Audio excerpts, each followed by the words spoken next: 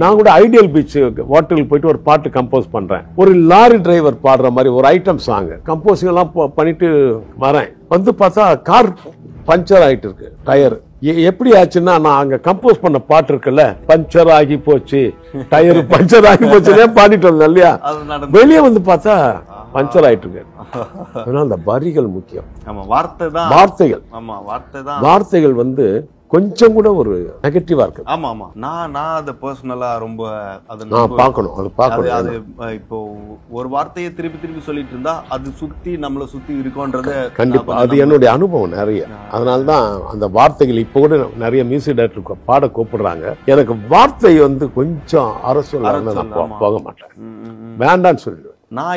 நான் கொஞ்சம் பாட்டெல்லாம் எழுதுறேன். சோ அதால எனக்கு அதை தவிர்க்கிறதுக்கு இது ஒரு நல்ல ஒரு இல்லன்னா அது வந்துதான் ஆகணும்ன்ற ஒரு கட்டாயம் வந்தால் கடைசியில ஒரு 2 லைன் மங்களகரமா எழுதி விட்டுரு.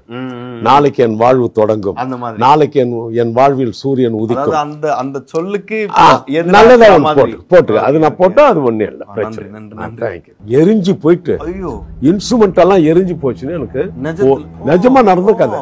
நான் எங்கேயும் சொன்னது இல்லை. இது பம்மல் கே சம்பந்தம் ஒரு படம், கமல் சார் படம். அப்போ ஒரு பாட்டு ஒன்று கம்போஸ் பண்ணிட்டு இருக்கேன். Mouli sir direction, Kamal sir hero. நெருப்புக்குள்ளே பஞ்சு வைக்காதேன்னு ஒரு பாட்டு. அது வந்து மெட்ராஸ் பாஷையில பாட்டு. எதிர்காலத்துல எச்சி மொழியா அதுன்னு கமல் சாரே பாடி இருப்பார்.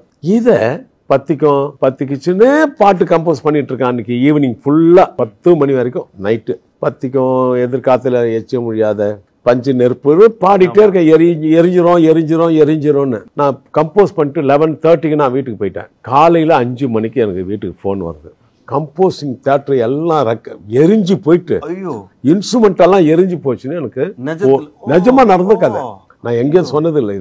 இது நிகழ்வு, மறக்க முடியாத நிகழ்வு. என்னுடைய ஹார்மோனியம், கிட்டார், தப்லா, டோலக்கு எல்லா இன்ஸ்ட்ருமெண்ட் போயிடுச்சு. அவ்வளவுதான். ஆமா, அது என்னென்ன டியூன் போட்ட ஹார்மோனியம்.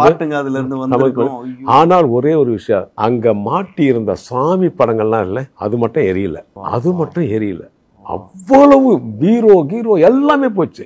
இது என்னுடைய வாழ்நாள்ல மறக்க முடியாத ஒரு விஷயம். அதனால அந்த பாட்டை செஞ்சு இது இந்த நிகழ்வு அது ஒரு மறக்க முடியாத விஷயம். இப்போ அந்த வரி மட்டும் முக்கியமா இருக்கணும். வரிகள் தான் நிஜம், உயிரதான் வரி தான். இப்ப நானே என்னுடைய லைவ் இன் கான்சர்ட்ல தனே தன்னானா ஏத்துக்க மாட்டான், வரியா ஏத்துக்க மாட்டாங்க ரசிக பெருமக்கள்லாம். கவலைப்படாதே சகோதரனா தான் ஏத்துப்பான். அதனால வரிகள் தான் நிஜம், ராகம் வந்து நிழல். அது வந்து உடம்பு உயிர்தான் வரிகள். அது போல எல்லா கவிஞர்களும் நல்ல பாடல்கள் எழுதிட்டு இருக்காங்க.